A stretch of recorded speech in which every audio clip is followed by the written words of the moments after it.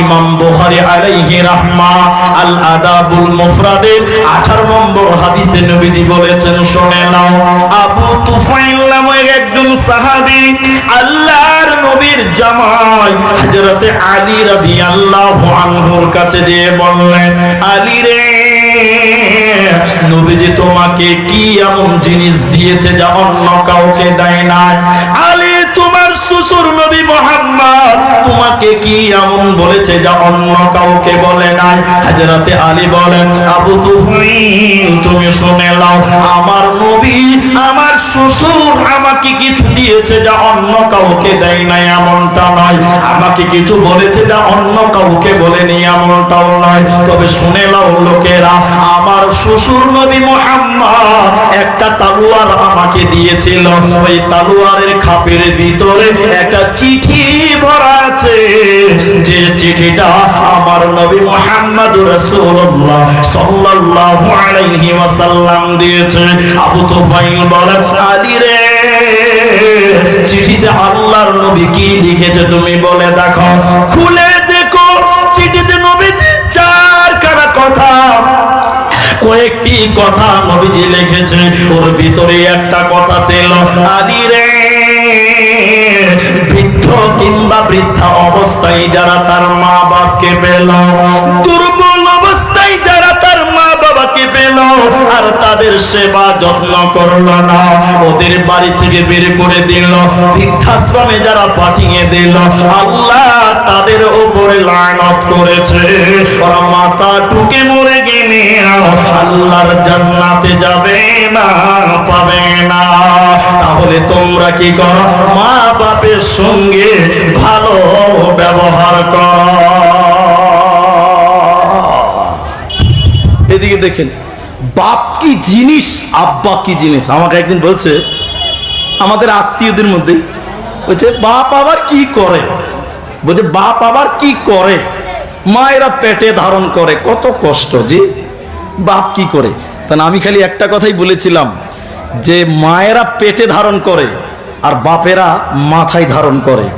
সব সময় ছেলেকে কি করে মানুষ করতে হবে, কোন স্কুলটাতে দিলে ছেলেটা মানুষ হবে, কোন জায়গাতে পড়ালে ছেলেটা ভালো শিক্ষা অর্জন করতে পারবে, ওই টেনশনটা মায়ের চাইতে বাপের মাথায় বেশি থাকে। ঠিক বললো না ভুল বললাম? বলেন, বাপ কি জিনিস এটা পৃথিবীতে ঘটেনি, এটার নাম উপন্যাস, কলমে ধরা হয়েছে, পৃথিবীতে ঘটেনি। আল্লাহর কসম বলছি, আপনারা কিছু পাবেন। এক বাপ ওর 4 বছরের ছেলেটাকে সাইকেলে করে নিয়ে যাচ্ছে ডাক্তার বাড়ি। কোথায় যাবে ডাক্তার বাড়ি? রায়গঞ্জ যাবে না, ধরেন বিলাসপুর যাবে, কথা মনে পড়ছে। সাইকেলের সামনে বসিয়েছে ছেলেটাকে। ছেলেটার বয়স ক বছর বললাম? 4 বছর। ঠান্ডা, জ্বর, সর্দি, কাশি, বিভিন্ন রকম রোগ হয়েছে। ভালো করে শুনুন, যেতে যেতে সাইকেলে করে যেছে মাঠে মাঠে রাস্তা, আপনাদের যেরকম দুদিকে ধানের জমি আছে, হঠাৎ করে এক জায়গাতে সাইকেলে বসে বসে 4 বছরের বাচ্চাটা একটা বক দেখতে পেয়েছে। বক, বক, আপনারা বক বুঝেন তো? আপনারা বক দেখে লেছে। তো ছেলেটা তখন বলছে, আব্বা এটা কি? তোর বাপ বলছে, বেটা এটা বক। একটু থাম, একটু থাম। আব্বা এটা কি? বাপ বলছে, বেটা এটা বক। একটা বাচ্চা ছেলে একটা কথা বারবার বারবার বলে, বলে না? আরে আমার ছোট ছেলেটা 2.5 বছর হয়েছে, বল কিনে দিয়েছি, একবার দিছি চালিয়ে দিল, আবার দিছি চালিয়ে, ওইটাই ওর কাজ। একটা কথা বারবার, একটা কাজ বারবার। না লাগবে না, জাযাকাল্লাহ, বসো। তো এই বাচ্চা ছেলেটার বাপকে খালি বলছে, আব্বা এটা কি? তোর বাপ বলছে বক।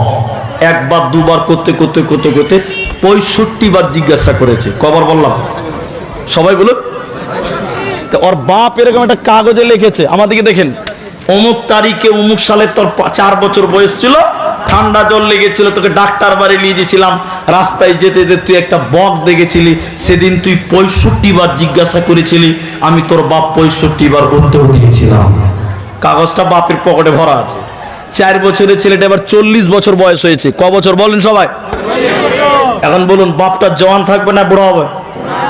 বুড়া হয়ে গেছে, চোখে দেখতে পায় না, ভোল্টেজ কমে গেছে, চোখের পাওয়ার নাই।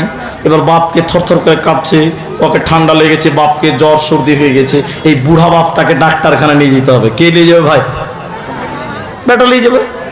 এবার বেটা কিন্তু বাপ কি লিয়েছে না, সব যখন বলা বলি করছে তখন বলছে আর মাকে মানে রাগে কি বলছে ওর হুশ উঠছে না, মানে বলছে বুড়াকে তাড়াতাড়ি বের কর, ডাক্তার বাড়ি নিয়ে যাও। বুড়ার পকেটে কাগজটা ভরা আছে।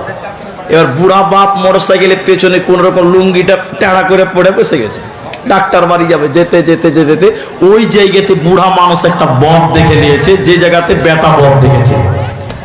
বুড়া মানুষ বাচ্চা ছেলের মতন হয়ে যায়। কথা ঠিক বললাম না ভুল বললাম?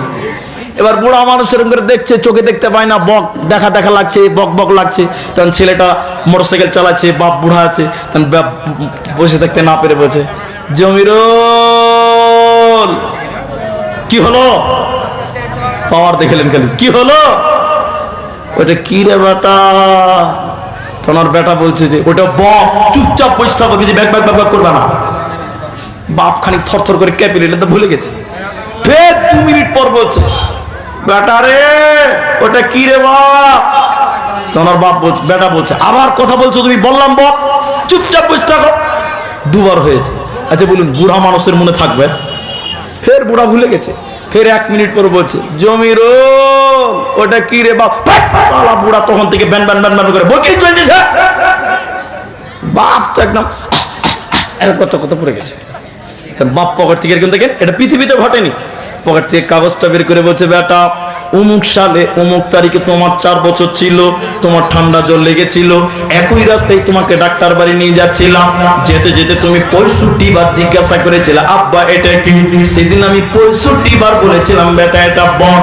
আজকে বুড়া হয়ে গেছি, 3 বারের পর 4র্থবার আমার কথা সহ্য করতে পারো না। এটা কোনো কোরআন নয়, হাদিস নয়, এটা উপন্যাস।